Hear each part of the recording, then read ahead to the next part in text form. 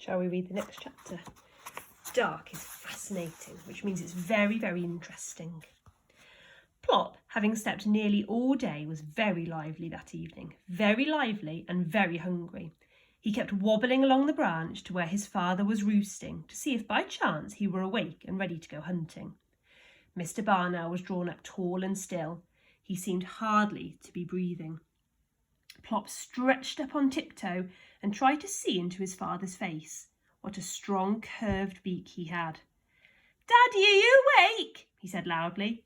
"I'm hungry." Mr. Barn Owl did not open his eyes, but the beak moved. "Go away," it said. "I'm asleep." Plop went away obediently and then realised something and went back again. "Daddy, you can't be asleep. You spoke. I heard you." "You must have imagined it," said his father, still not opening his eyes. "You spoke," said Plop. "You're awake, so you can go hunting." He butted his father's tummy with his head. "Come on, it's getting up time." Mr. Barn Owl sighed and stretched. All right, you horrible owlet. What time is it?" He looked up at the sky. "Suffering bat! It isn't even dark yet. I could have had another half hour." He glared at Plop. "Dashed, I'm going to have another half hour. I will not be bullied by an addled little daybird. Go away. You may wake me when it is dark and not before. Do you understand?" He suddenly leaned forward until his huge beak was level with Plop's own little carpet tack.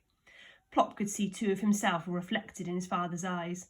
Yes, Daddy," he said, backing away hurriedly. You probably have these conversations with your parents when you try and wake them up very early in the morning.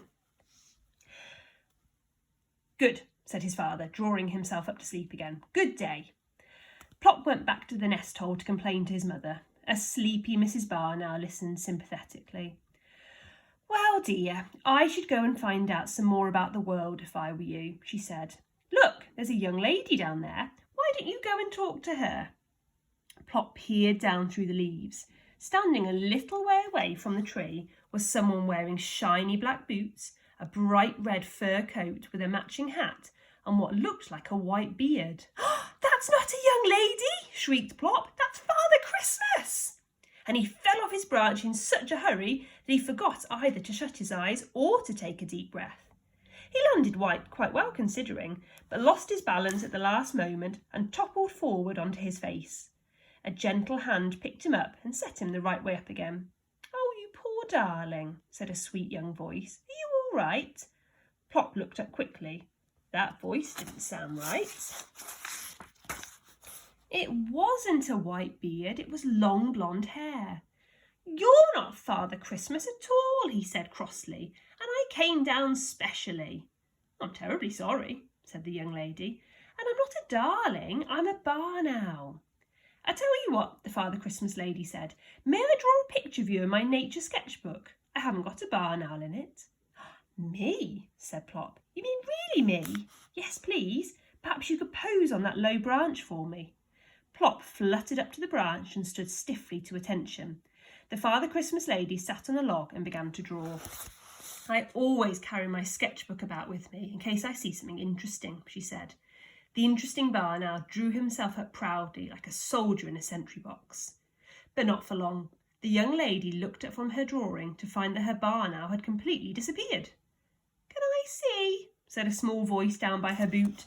Plop was jiggling up and down, trying to see what was on the pad.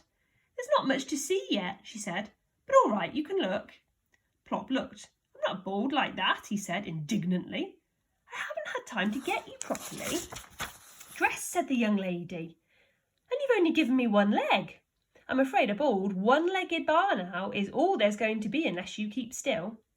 Plop tried really hard after that, and he only got down 3 or 4 times to see how she was getting on. He could hardly believe his eyes when it was finished. "Is that really me?" he said. "I look just like Daddy. Well, almost." "Yes, that's really you," she said. "I keep one end of the book for animals and birds that come out in the daytime, and the other end for night creatures. I've put you with them, of course." "Oh," said Plop. Of course." "All the most interesting ones are your end," the young lady went on. "I think dark is fascinating." Tell me about it," said Plop. But it was too late now to tell her that she got him at the wrong end of the book. She doesn't know that he actually wants to be a daybird, does she? Hop up then, said the young lady, holding out a finger and taking Plop onto her lap, and I'll show you what good company you're in. Look, here are some badgers. Plop looked at the big black and white animals with stripes down their noses. Funny faces, they thought. That's so they don't bump into each other in the dark, explained the young lady. Badgers can't see very well. She turned over the page. Ah, now I think these are the most fascinating night creatures of all, bats. You got it the wrong way up, said Plop. The Father Christmas lady laughed. No, I haven't. That's how bats like to be when they're not fluttering about, hanging upside down by their feet. Go on, said Plop. Yes, really. And do you know, if you were a baby bat, your mother would take you with her wherever she went, clinging to her fur. You'd get lots of rides. Oh, I'd like that, Plop said. Yes, but when you got too big to be carried, do you know what your mother would do? She'd hang you up before she went out.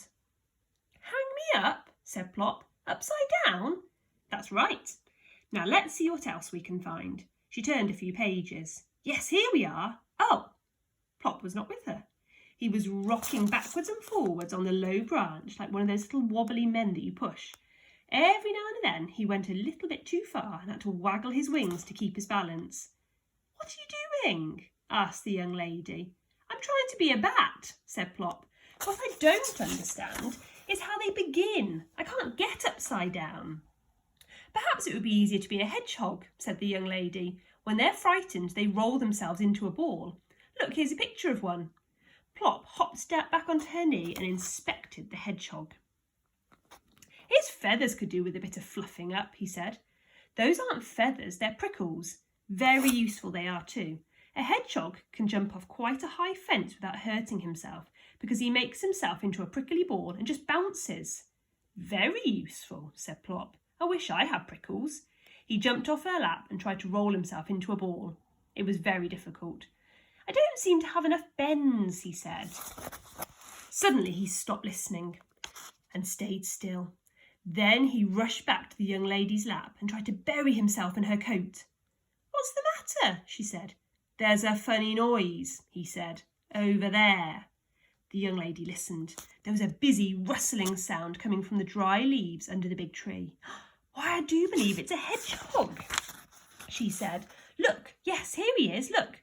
Plop peered cautiously over the edge of her lap.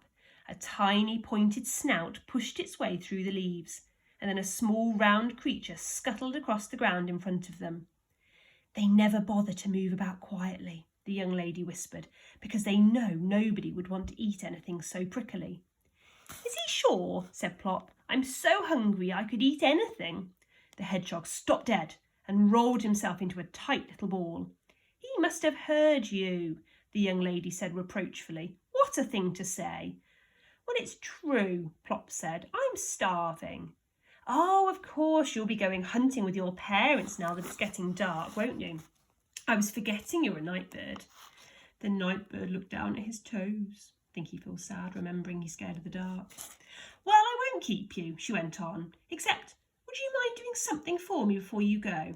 I would like to hear you screech. Plop didn't mind at all. He stuck out his chest and gave her the most enormous eek he could possibly manage. Oh, gorgeous, said the young lady. Plop bobbed his funny little bow. Then he took off and circled round, eeking for all he was worth.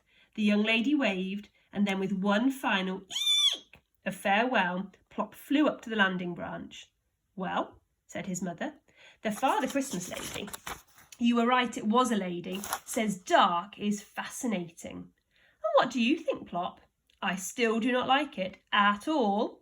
But what do you think? The lady drew a picture of me.